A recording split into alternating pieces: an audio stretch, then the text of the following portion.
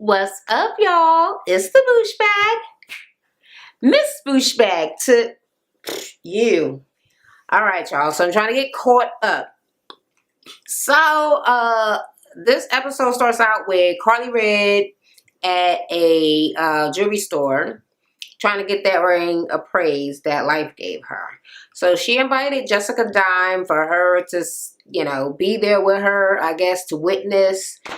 And Jessica's like, even Stevie Wonder considered this motherfucking ring is fake as fuck. And it was fake as hell, okay? When they called the guy over, he was like, yes, you guys are right. It is not real. It ain't even cubic zirconia. It's not even a Swarovski. What the fuck is that shit? Y'all know what the fuck I'm talking about. No, it ain't none of that. That shit plastic. He straight just gave her a plastic ass ring and tried to really make her feel bad. So she was like, this fake ass ring for that fake ass relationship. I can't believe he gave me this fake shit. Believe it, bitch. Do you really think somebody give you a ring, a breakup ring that big? Right. Because he got it like that. Who is he again? Okay. Anywho. Then Stevie and Mimi meet up. And she's supposedly fed up and she want child support because she been talking to everybody and Jocelyn been fucking with her. And she's just like, you know what? He didn't put me through enough shit that I just gotta, distance myself, do something. So he comes and she like, yeah, I gotta handle my business. You always talk about business. I gotta handle mine. As far as me and Eva, I'm gonna need some assistance, okay? And I need that to be in writing, okay? So no homeboy handshaking, none of that. In writing, in the form of child support. And he like, well, we always been doing this co-parenting thing. It ain't never been no problem. So how the fuck is it a problem all of a sudden? She like, look, I mean, this is what I'm saying. This is what I need. I have to start looking out for me and motherfucking Eva. And he was like, sure, I got trust fund, but okay, I see you want us to have a business relationship. He was like, but yeah, I guess all good things, all relationships got to come to an end. He was like, so our friendship basically is over and we could just become, he was like, so basically kind of like you on that Jocelyn thing where everybody just want to be in a business relationship with me. And she was like, well, I mean, it just, the relationship, well, she ain't say the relationship, gotta be over or whatever fuck, but I know that that's how she actually fucking feel. But yeah, he tried to get her with that one by saying that shit because he wanted her to like kind of take it back or backtrack it like, wait, I didn't mean that. I had just wanted, nope, she didn't give a fuck. So yeah, so he was like, all right, partner.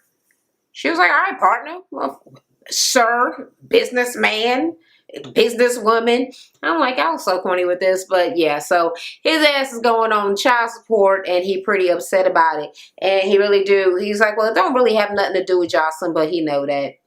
She the one brought it up. She the one put the bug in Mimi's ear. And then, of course, Tiara talking to her about it just really, made her feel dumb as fuck and made her go into doing it. Then we go to a motherfucking ballet class, all right? And Tommy is in there. Ass looking gigantic. I'm like, and I went to the School of Arts. I had a double major of dance and drama, so I used to dance, y'all. And yeah, that wasn't no ballet. I'm like, has it been that long? I mean, shit, I ain't no spring chicken, but goddamn, that don't look. I was like, perhaps this is specifically choreographed this way. I'm like, I don't know what she doing. She making a goddamn fool of herself. And KK come in there, and she was like, this bitch told me to come meet her at therapy. And I guess this is supposed to be therapy. So she watching her in there, looking a goddamn mess, probably tripping people and all kind of dumb shit. When she come over to talk to KK, please tell me why she got on those same raggedy ass tights that she had on that day that she went to see Stevie. Because, okay, I had really hoped that those were just kind of like exercise pants, yoga pants, legging type things when she went to see Stevie. But just that whole being in the same damn area let me know that that shit is tight, okay? Why is you wearing tights as pants? No, actual tights, not really thick ones, not the kind that are like sweater material, not opaque, just tights. I don't like that, okay? So, even when you look at the front of the pants, there's holes everywhere. And, motherfucking KK looking at her like she crazy. She was like, you been drinking?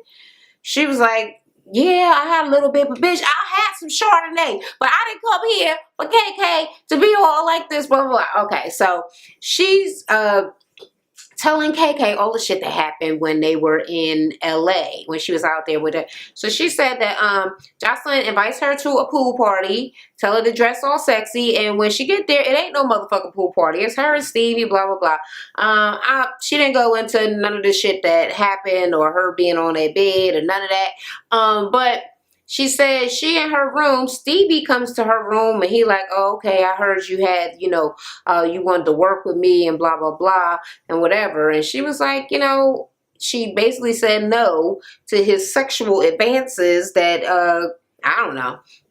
I guess he was making it seem like she gotta fuck him in order to get help or something. Whatever. She was like, well, if you really about that, then meet me in the studio. We could do this. She was like, but you're gonna have to leave. So he left. Then she's saying Jocelyn came or called her or some shit. She's saying the only people that know her room number, like where her room is, or that she's even fucking there, is Jocelyn. So Jocelyn had to tell Stevie that shit. Then she's like, she calls her and she tells that Jocelyn was, that Stevie came by. And she was like, why? Why was my husband at your room? What were y'all fucking or whatever? She's like, no, motherfucker, I was. Then she said somebody else is knocking on the door, I think the next morning, I don't know, whatever time. And it's the motherfucking police. She was like, somebody called in and said that she had a fugitive in the room. So she is, they going through all of her shit, looking through all of her stuff under the bed and everything. And they realized ain't nobody there. But she was like, it was that motherfucking Jocelyn. So KK's listening and she like, well, I don't know if this is some real shit or if this drunk bitch is making this shit up. She was like, you doing too much. I can't be involved with all this crazy ass motherfucking shit. She was like, I gotta think about Scrap. And then Tommy started crying. She like, well, Scrap messed everything up. He did all of this to me. So he doesn't give a fuck about me and my feelings. And he was fucking with Carly Red. So I can't really care about his feelings. And KK is like, it really hurts me to see this, but she really need to get her life together and she need to start with not drinking no motherfucking more. So, just to be clear, I feel like Jocelyn did do this shit, even though the little preview thing is like, oh, yeah, I hear that bitch is lying and saying I called the cops on her. I don't put nothing past Jocelyn now after that fucking little crying spell thing that she fucking did with Mimi about them babies. That bitch's a liar. She did do it. She definitely said that she was going to do all kind of fucked up shit to this girl. She wanted to humiliate her. So, yeah, I don't motherfucking believe Jocelyn. Okay, so Scrappy goes to meet up with Tammy because he needs some help figuring out what the hell he's supposed to do for Bambi. He telling her that, you know, she had a nice show and all of this and all of that. But when he got there, he gave flowers to Bambi and she was not at all fucking impressed. She was like, yeah, you act like these roses supposed to like change anything. You need to step it up. He's like, what the hell do it mean? She was like, well, you know, she needs more. She told him that she's separating from, from Waka, and she's in the process of moving out and all of that. But, you know, don't let that hinder you.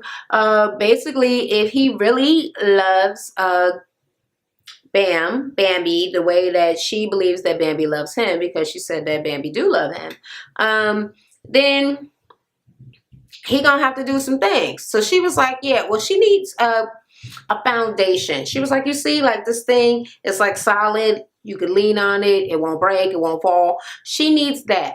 So he was like, oh, okay, I got an idea. These matching necklaces. A necklace is a foundation. Oh boy. So either he is an idiot and he completely missed what the fuck she was talking about. I'm like, I think he's talking about, you see the necklaces, they be like a circle and then they be like cracked down the middle and then one person wear that one piece. And Is he fucking for real? You think that's what she wanted? That so I guess he thinking about material shit. Like she like, no, you need to give me stuff that costs more money. But Tammy is trying to make him see that no, bitch. We're talking about you saying that could you see your life without her? He was like, I can't even think without her. I can't do shit without her. And this dating and shit, it just really made me miss her. And she was like, so you want to be with her for the rest of your life? These motherfucking gnats. I don't even know if y'all can see them.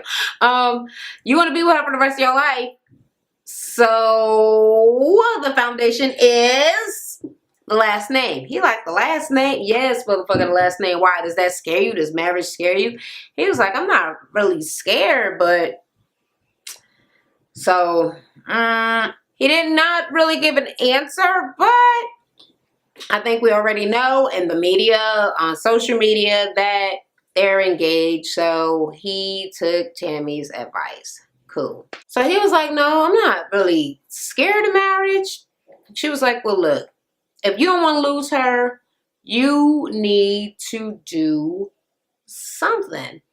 And he was like, but she was like, imagine the rest of your life with you being lonely and always looking for her and other women and blah, blah, blah. So she landed on pretty motherfucking thick. And he was like, see, I knew that Tammy would be able to help me to understand all of this stuff. He was like, I've been looking at all these places and I got all this beautifulness right here. All that beautifulness right in front of his face that he ain't been appreciating. Scrap by. Okay, so now we at Jocelyn's video shoot for whatever corny ass song she's singing now. She do look cute though. Very, very sassy. I like the hair. I like it all. I like it all. But yeah, that song corny as hell. And she in the video with, what is his name? Fly Dan Tony? What kind of fucking name is that? Anyway, she's saying that Stevie probably gonna be mad about that shit because in the past, this guy has said that he had sex with her. Even though he supposedly didn't. She's saying that he didn't. But she don't really give a fuck about that because all she really care about is getting this money. So yeah. Seems like she's forgiven her past enemies, but then starting like all new enemies with people. Okay. So she invited Tiara over. And this is why I don't trust this bitch. She was like, well, I just want to tell Tiara this because after I fucking finish telling her this story, she going to get on the phone. She going to be calling people, blah, blah, blah. And it's going to get back to everybody, including Scrap. And I want Scrap to see what kind of bitch Tommy is. So she doing all of this to try to defame Tommy. So she basically tells her, oh, I told her to come to my room and she comes with a thong and boots. No, you told her to dress a certain way and then you try to get her in the pool to skinny dip, which she was like, whatever. She did act like she was not with it, right? And Stevie was acting like he wasn't with it. So she was like, yeah, I mean, I can go skinny dipping with my husband, but I mean, bitch, blah, blah, blah. So she's just calling Tommy all kind of bitches. And making it seem like Tommy was all thirsty to try to get with her man and all of this and all of that. And she's saying supposedly they didn't have sex, but she don't, acting like she don't really even fucking believe it.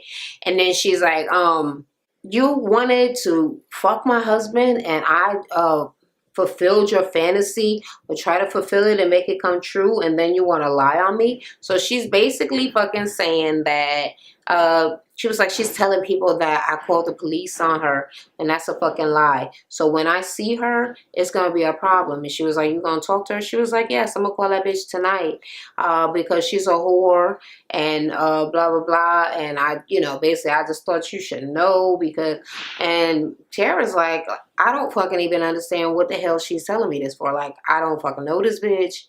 But she really is just falling right into what Jocelyn want her to do. So she was like, oh my God, I'm gonna, I don't give a fuck about Tommy or none of this shit. Like literally it means nothing. But right now, I can't wait for it to get back to Scrap so he can fucking see that he fucked up. So she's excited, but Jocelyn is happy than a motherfucker right now because she getting her way. It's gonna get back to scrap that Tommy tried to fuck Stevie or whatever, even though it seems like that probably isn't really true. She mentioned it to Jocelyn, and Jocelyn kept on trying to throw Stevie on her, and then Stevie got all excited, like, okay, I guess I get to have sex with her. So he throwing himself at her, but not her particularly, except for that other time when she had the hole in the pants and fucking, you know, asked him to work with her or whatever the fuck. But I haven't seen her pushing up on Stevie since then, and she seems disinterested. So maybe she was just drunk on that day. I don't fucking know. Whatever. Okay, so KK is packing up all the shit in Scrap's apartment because we all know his ass gonna be gone for a long ass time and ain't nobody paying that rent on that damn apartment. So she's saying that she's going through a hard time. Tommy is becoming a motherfucking alcoholic. She still has the same king. She want to be the one to make it right, and she the only one that could really make the shit right. So then Tiara comes in. So apparently she invited Tiara over to the house so that they could talk. Basically they had a whole I don't hate you anymore. All of that anger made me want to vomit. Blah, blah, blah, blah, blah, all of that hate. I just don't want to hate nobody no more. And Tiara's all, oh, yeah, I knew that you hated me, but I knew you wouldn't hate me forever. I know you wanted to kill me at some point. She was like, I don't want to kill you no more. I just wanted to be there for you. I want us to be okay. And King's birthday is coming up. I really want to be a part of his party. I haven't spent any of his birthdays with him. It would mean so much to me. It would mean so much to Scrap. And, you know, she's crying, and Tiara is very open, you know, extending her hand. They're doing the hand hold from across the table, right? It's all very sweet. And Tiara's like, well, I'm not even really good with planning parties and shit anyway, but I know his grandmother would do it up nice. It'll be extravaganza and all of this and all of that. So, she was like, and I know that that would make you happy. And KK was like, yes, it would make me happy. First of all, my cheap ass, I'm like, wait, I'm paying for this extravaganza? Girl, I could plan it. Who paying? Who's paying? That ain't what she said, though. All right. So, okay. So, yeah, they made up and they're all, you know, loved up, happy, I guess, until KK is still being friends with Tommy or whatever the hell. Okay. Okay, but what is also odd, in that scene where Tiara was talking with Jocelyn, she was like, okay, so you're going to talk with her? And Jocelyn's like, yeah, I'm going to talk to that bitch. I'm going to call her or whatever. And she was like, make sure you lock up all the liquor in Atlanta because she's a drunk. So how does Tiara know that she's a drunk if she don't really know her? She only know her through this thing. So I guess people have been talking, or this shit fake and they really do know each other. I don't fucking know. I don't know. I don't know if the alcoholism is scripted, but it's whatever. Okay, so then we go to Jessica Don. It's my husband coming in. Jessica is launching a line of wigs, like pink wigs. Hey, babe. It's like a line of like pink wigs. So she's like dressed in white in a big ass chair like a queen, and she got like white people dressed in white, looking like servants with all these different kinds of pink wigs. And she like, well, I invited Carly in because now that we know that that ring that life gave her is plastic as hell, I really need her to know what kind of motherfucker she was fucking with. So Carly comes in and she's like, oh, hey. So she calls her friend over. I forget what the hell the girl name was, but that's her friend and they already met. So she calls her and another girl over, right? And she was like, okay, introduced, and they're like, oh yeah, I have met you before and whatever. And then the other girl, she was like, and this is India, and she is beautiful, beautiful. So she was like, yeah, I met you before, and she's like, where? She was like, at Life's house. you were recording with him? She was like, oh yeah, when we very first met. She's like, yeah. She was like, I don't know if you remember when you had asked me to come celebrate with you and your boo. I didn't come because, because he had my friend pregnant. So the girl was like, I don't know if you knew, but he was my boyfriend. Like, we went together at that time when you came over to the house. And she was like, no, I didn't know that. So, yeah. So Carly basically just flipped the script and go crazy. Like she in love with life or something. I was perplexed. She like, I know this motherfucking thirsty ass bitch ain't in here trying to fucking tell. I'm like, how was she thirsty? Why are you calling her a bitch? What did she do to you? Okay, so yeah, I'm confused on your motherfucking reaction. And like Jessica said, she trying to just show you, but she trying to show and also give proof, so it ain't just some bullshit like he tried to wipe it up, make it all go away the last time that you questioned him about something. But I don't think she can even question him about shit now because he already done dissed her. He don't want nothing to do with her. But she mad as hell, and she was like, oh, no, I'm not gonna let you sit here and try to tell me nothing about life, and I'm just gonna be like, oh my God, he had a baby. She was like, I have I don't have no reason, no. She was like, I have no reason to lie to you. I don't even know you. She was like, yeah, whatever. I got the proof right here is paternity test. Oh, so you don't got nothing to prove to me. I ain't nobody, but you walking around with paternity test. She was like, I was asked to bring it. Oh, you came here. You tried to meet me here. She was like, I didn't invite you, and I was asked to bring this test. So she looked at it up, 99.9% of her, and throw the lady paper on the floor. What's so funny is my husband happened to be walking past, and he caught attitude with that. He was like, I'd have punched that bitch right in the face. You don't like people dropping your papers on the floor? He does not like that, okay? So, and the girl was like, I didn't come here to fight with you. You ain't come here to fight with me, but you fucking walking around with paternity tests, and you trying to tell me, blah, blah, blah. I'm like, clearly your friend asked this woman to come to tell you something that she felt like you needed to know, and you are acting like a motherfucking whack job. So this thing is getting all out of hand. She can't even go on with her motherfucking photo shoot, so she got to come over and kind of get in the middle right before Carly go and try to hit the damn girl. She like, fuck you, bitch, and like I was like, what am I watching right now? What is really going on? First of all, Carly, are you hard? Really? Because I ain't see you do that when Jocelyn slapped you in the face with flowers. I mean, she literally hit you. She beat you up with flowers in the face. Okay? But you see this girl, and she itty bitty, and you trying to act like you about that life. But yeah, you should knock that off. Anyway, yeah, producers, everybody come in and split them up. They got on heels and all that shit, and they taking Carly out. And Jessica's like, you know what? This bitch is going motherfucking crazy. Like, I never thought it would be a day where I would see Carly cracking over some motherfucking man like she's so beat. But yeah, I guess today is her motherfucking day because she is all up in her motherfucking feelings over this girl and this baby. And she mad at the wrong person. And she's right. This girl didn't know nothing. Like, what the fuck? You were the side bitch. So now you want to fight her because he made you the side piece.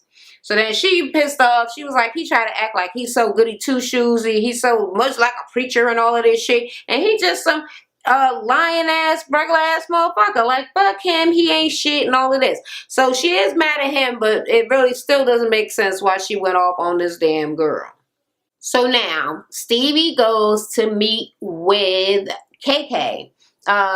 She's somewhere drinking with her friends or whatever the hell, looking at one of her artists. I don't know, what the fuck is she, a producer or something now? I guess everybody in the music industry, right? And he's like, well, all the women in his life is giving him problems. Jocelyn is delusional, and Mimi is trying to do this whole child support thing. So he feeling hurt and alone, but he like, the only girl in my corner is KK. So she asked me to be here, so I'm here to check out her artist. So they sit down, And she's like, well, what the hell happened in LA? He was like, oh, I had a good time. She's like, no, Tommy told me some stuff. He was like, oh, did she tell you about the whole thing, the skinny dipping or whatever? She was like, you did that? It's like, no, I did not do it. Like, did y'all have like a threesome or some shit? Like, no, I didn't do nothing. I didn't do nothing with Scrappy's girl. None of that shit. I told her I didn't want to have nothing to do with it. She said, well, Tommy told me that you came down to her room and was trying to, get at her, or you were like, oh, I want to be your manager. And she was like, well, meet me in the studio or whatever. She said she wasn't dressed. She still barged in. He was like, I didn't do none of that. He was like, she's exaggerating. They were talking about her drinking and all that shit. So he was like, yeah, she's exaggerating everything that happened out in LA. But I'm like, exaggerating? Is she really? Because they might have not had sex, but that still don't mean that he didn't come to her room and try. But she was like, yeah, you came to her room. He was like, she asked me to come to her room. And it was literally just like minutes that I was there anyway. He was like, it was nothing. And she was like, well, she told my girl, she told Jocelyn, no, she told me that she was going to make Scrappy mad by telling him that I was gone. She wanted me to eat her pussy and all of this stuff. And she was like, you know what? I need Tommy to get some help because this drinking, like, she got some real motherfucking problems going on. All right. And then Stevie started telling her about, about Mimi. The whole shit going on with Mimi. So Jocelyn started that other shit. He was like, she trying to put me on child support. He was like, so now we on some business shit. Like, we ain't even close or like friends because he was like, I always been there for her. I never, had no problem. I was there for her when that whole sex scandal, porn shit was going on. Like, I didn't take her to court to get my daughter because you couldn't.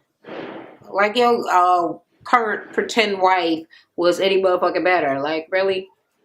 An ex-stripper. I'm sorry, recently ex-stripper.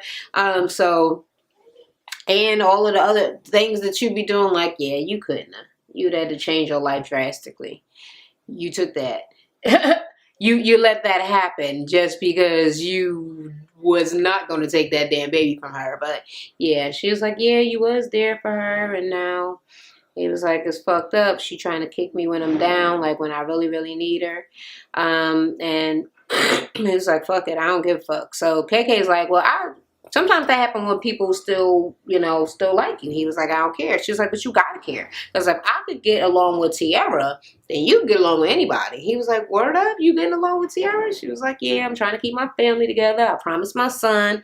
So I'm going to be at his birthday party. And, he's basically happy for her. So, yeah. I don't know. He still didn't say what the hell he's going to do about the whole Mimi situation, but hopefully that gave him a little bit of perspective. All right, so now Mimi is going to meet Chris, I guess, to tell her that she moved on or broke up or whatever. And when they go and they sit down, Chris is talking about how she tried to contact Mimi, or she did contact her to let her know that her father died because she thought that she would have been, there for her. But apparently she do not think that Mimi is being there for her. All right, so she's saying she already know that Mimi with somebody. Yup, so Mimi is not really springing no shit on her, but even still, just as friends, she thought that, whatever, that she would have helped her or, still care about her. So they basically going back and forth. I don't really feel like even trying to figure out what the hell they was talking about. But it all boiled down to the fact that Chris believes that she was for real about the relationship and that she never really broke up with Mimi. What she said she did was that she stepped back so that Mimi could figure out what she wanted to do with her whole family situation. She wasn't saying, I don't want to be with you. But Mimi actually said, like, so are you breaking up with me? Remember that scene? She didn't say yeah. She is correct. She did say, I'm stepping back to let you figure your shit out. She was like, well, if that's not what the fuck you meant, then you should have said exactly what you meant, because I took that to mean the motherfucking relationship is over. I have compartmentalized this relationship and put it up on the shelf. Okay. Don't compartmentalize. Go ahead, girl. All right. With the words, with the vocab. Yeah, so essentially she got mad because she's saying that, you know, she was so hurt and blah blah blah, and she's feeling like Chris is saying that she ain't never do nothing. She was like, no, I didn't say that you did. You did a lot of stuff for me. You helped me to, I guess, come out more to her family, help Chris come out more with her family, and be able to talk to her family about her wanting to, I guess, get the change. I think she said a top change. So I guess she may be just getting rid of her breasts. Did I ever tell you about my roommate that got rid of her breasts, his breasts? Another time. Anyway. Start growing hair on your chest. Okay, I got you, girl. I think that's all she said that she was gonna get. But yeah, so she wants to change gender or whatever, and Mimi helped her to be more open, more free, and she was like, I credit you for all of that. I'm not taking away the things that you have done, but you know, you hurt me and all of this. And Mimi's like, wait a fucking minute, I can't get no words in, and blah blah blah, and whatever. So she was like, are you trying to say that I didn't care about you and you're the only one that cared about me? I think also that Chris was trying to say that she felt used, because if Mimi did in fact think that they were all the way broken up, she was still having sex with Chris. So she's like, well, how the fuck was you still fucking with me, having sex with me after the breakup? She was like, I never pushed you for no relationship. I was just going with the flow, doing what you wanted to do. And you were just using me like I was nothing. Mimi was mad as hell. She's like, well, so I was there for you, Mimi, there for you for all your motherfucking issues. And she was like, well, I'm sorry. I was there for her through her fucking issues too, but I never threw it in her face. So she like, I'm sorry that I was such a burden to you. I apologize. Like, don't fucking apologize to me. I hate when motherfuckers apologize to me. I hate for somebody to try to reverse psychology me when we have the argument. That'll make me punch right in the face. But yeah, Mimi got extremely angry with the accusation that she did not care as much as the other person, and she got up and threw her bag like, fuck you, like, all right, yeah, I love you too, like, what fucking ever. So yeah, they ain't happy. Then Quality motherfucking Red, 2 fights back to back, and oh my god, me mincing the words because I did not write down this shit. I don't know what the fuck they talking about. But she walk up to Life's video and see the girl from Instagram or wherever the fuck, Snapchat, whoever it was that's supposed to be this German chick, in his video. And she was like, oh, see, that type of shit. So she goes off. She was like, that ring was only $10. And he was like, I mean, it was kind of like, what is that fucking word? I guess he was trying to say it's like a metaphor or whatever, like it symbolized something. He was like, I ain't got that kind of money. That's what I'm talking about. Somebody who was humble enough to say, bitch, I ain't rich. But she was like, you gave me that fake ring because our whole relationship was fake, because you're fake. And you don't want to work it out with me because you're fake. So I know about your baby's mama, and I know about this fucking girl, and whatever. And he was like, yeah, my baby mother already talked to me and let me know that she got into this thing with Carly. He was like, but it don't even matter at this point because we ain't even together. We're nothing at this point. So I don't fucking have to make no excuses or talk to her about this shit. She was like, I fucking loved you. I really cared about you. He was like, oh, you ain't really care about me. He was like, she trying more so to be, do her than trying to keep a man happy. Yeah, I think everybody should do that, but yeah. Yeah, that's life. So, yeah. Oh, that's his name, huh? So anyway, she was like, this girl, she only wants you for her citizenship papers. You ain't telling me you had no girl and all of this. He was like, I ain't know I had no girl pregnant until the DNA test. She was like, so you didn't know? No, I did not know. And this girl don't want me just for the paper. She was like, yeah, right, whatever. You got your life now, blah, blah, blah, blah. I'm leaving because, you know, whatever, fuck. She's acting crazy to the motherfucker. He like, all right, whatever. You need to stop all this shit. Like, stop it. Like, she walked the fuck off. He was like, they need to deport your motherfucking ass. Yeah. Because right before she walked over there, she did say, I went off on his baby mother, but I really need to be mad at him. Yes, and you need to go apologize to the baby mother. Well, no, she still ain't apologizing because she was like, fuck you. And you could be with that thirsty immigrant bitch, and you could be with your thirsty ass baby mama. I'm wondering how they are thirsty. Thirsty for what? A drink of life? Girl, you the one thirsty. You the one out here fighting and all kind of other stuff. This girl legitimately has a child with another human being whom she happened to have been in a relationship with. I don't know how that equals thirst, but she acted like she was the girlfriend and this girl came and, you know, was being thirsty and trying to get her man when in fact it was the other way around. So in fact, you are the thirst quencher at this point. Thirsty ass. Or maybe he thirsty. Somebody thirsty, but it ain't that girl. And this pretty ass little German chick, she is so unbothered. So unbothered. So yeah, I don't see the thirst coming from her either. I think it's all just you, Carly. All right. The last fight of the episode is one that I really wanted to see. I wish it would have went a little further. Okay, so it was Tommy went to meet up with Jocelyn. She got on some weird ass hood thing, some mama said knock you out type robe hood action, and Jocelyn just looking at her.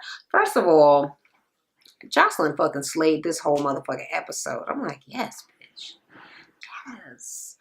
I love that hair on her, the makeup, everything. So she tell these girls, yeah, go. Give me some time. So she asked Tommy, are you going to a funeral? Tommy was like, maybe. She was like, so what's up? She was like, I don't know. What's up with you? You the one asked me here. So she was like, okay, why are you going around telling people that I call the cops on you? She was like, because I know you called the motherfucking cops on me. Why would I call the cops on you?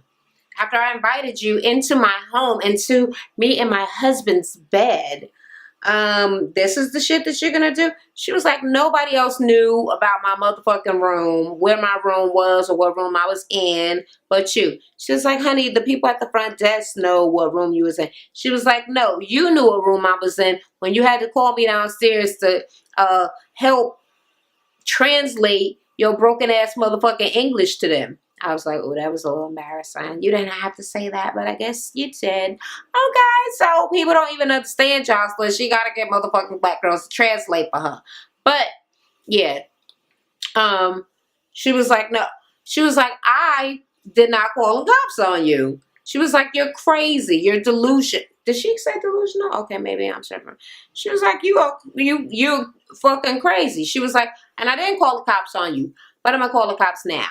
And she was like, you call the motherfucking cops on me, bitch, and blah, blah, blah. And they jump up. She threw her drink at Jocelyn. Now, I really thought that would have got Jocelyn riled up. I was very excited. But, yeah. Jocelyn actually, I don't think she even flinched. She real crazy. She crazy and real. They both crazy. Tommy with that fucking evil scowly lip to the side shit, and fucking Jocelyn just beating up boys. She's a weak girl. Yeah, she didn't even flinch.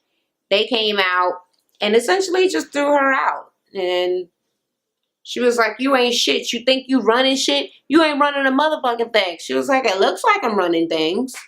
It really did. Yeah, so I know that Tommy got under her skin though, because Jocelyn usually would just do that shit like, these peasants, these bitches, like she was mad. She didn't go crazy or jump up and fight, but she was mad. So Tommy's under that skin. I think it's gonna be some action with them in the future.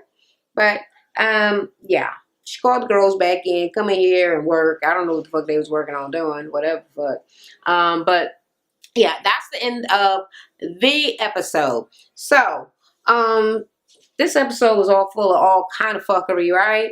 I did not write any notes, so I was actually just watching large clusters of it, 2 stories at a time, or whenever the commercial came, and try to just remember what I can remember. So I don't know how this gonna work out, but let me see my recap. Okay, Mimi, is it a good idea that she put Stevie on child support or not? I don't know. If she don't need the money and it ain't never bothered her before, she might just be doing it to be petty, but she actually is kind of owed it. Stevie feeling like, he ain't really no deadbeat, so he don't think it should happen, but now he got attitude, so it basically kind of wages some sort of war against her. I don't know how the fuck that shit's gonna turn out. Glad that KK and Tiara worked that motherfucking bullshit out, because I really thought that, it was one of those things that just really, she was never gonna get to see her motherfucking grandson. Carly made a complete ass of herself all throughout the whole goddamn episode, from going to get the plastic ring appraised, to flipping out on this girl for having a baby with life, to coming up on there crying and acting crazy as hell at his video shoot, and all jealous and shit. So yeah, she came off as extremely thirsty. The pink wigs, Jessica Dime, knock it off. That's not gonna work out. Tammy and Scrap, I thought it was cute that he went over there to, try to get some advice on what the hell to do. Who else is in this shit? Whatever. Oh, Mimi and Chris. Chris, I don't know. Just leave Mimi ass alone. Let it be done. And I think that's it. All right, that's all I got to say. So if you agree with me, let me know down in the comments. If you disagree, let me know in the comments. And until the next time, I'll talk to y'all later. Thanks so much for checking out my channel, y'all. And when you get a chance, check out my previous video.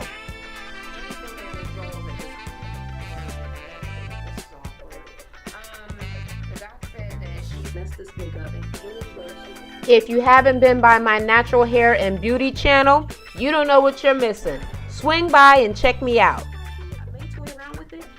So I started playing with the hair, and I like this sort of little... And whatever you're into as far as working out, short, long, in between, I got all kinds of free workouts on my fitness channel.